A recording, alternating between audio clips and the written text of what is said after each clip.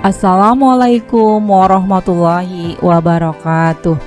Apa kabar anak-anak semuanya? Semoga hari ini selalu dalam keadaan sehat walafiat, selalu semangat dan selalu menjaga kesehatan.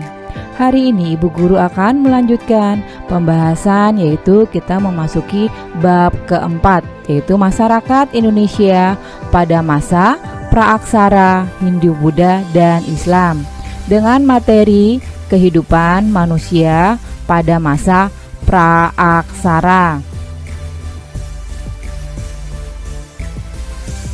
Tujuan pembelajarannya adalah: yang pertama, siswa dapat menjelaskan pengertian masa praaksara.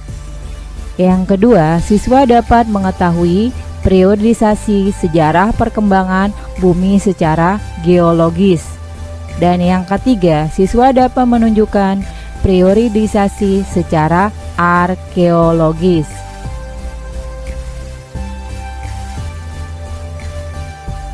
Yang pertama yaitu mengenal masa praaksara.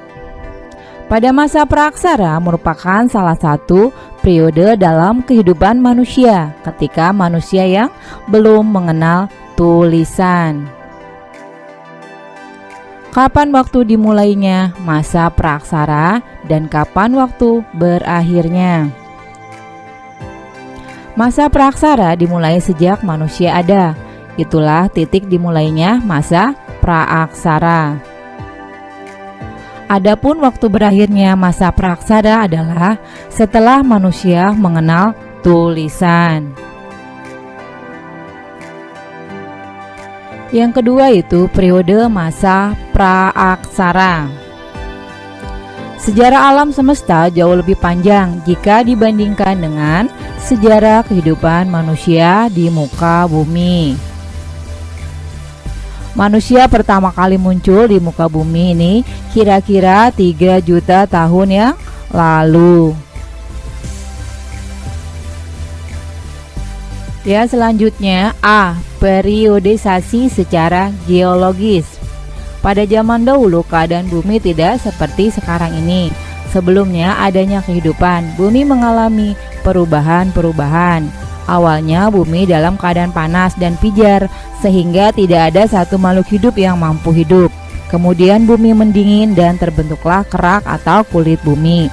Makhluk hidup mulai ada sejalan dengan semakin mendinginnya bumi. Menurut para ahli geologi, sejarah perkembangan bumi terbagi menjadi 4 periode, yaitu yang pertama itu zaman Arkaikum, yang kedua zaman Paleozoikum, yang ketiga zaman Mesozoikum, dan yang keempat zaman Neozoikum atau Kenozoikum. Periodisasi sejarah perkembangan bumi secara geologis, yaitu yang pertama zaman Arkaikum, merupakan zaman tertua. Zaman ini berlangsung kira-kira sejak 2500 juta tahun yang lalu. Pada waktu itu kulit bumi masih sangat panas sehingga belum terdapat kehidupan di atasnya. Yang kedua itu zaman Paleozoikum, merupakan zaman kehidupan tua, berlangsung kira-kira sejak 340 juta tahun yang lalu.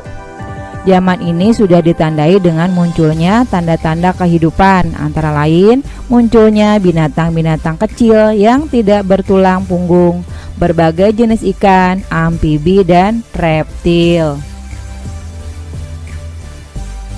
Ya, selanjutnya yang ketiga yaitu zaman Mesozoikum. Zaman kehidupan pertengahan berlangsung sejak kira-kira 140 juta tahun lalu. Pada zaman ini kehidupan di bumi makin berkembang. Binatang-binatang mencapai bentuk tubuh yang besar sekali. Kita mengenalnya sebagai dinosaurus. Di samping itu juga mulai muncul berbagai jenis burung. Zaman Mesozoikum disebut pula dengan zaman reptil karena pada zaman ini jenis binatang reptil yang paling banyak ditemukan. Selanjutnya yang keempat itu zaman Neozoikum atau Kenozoikum.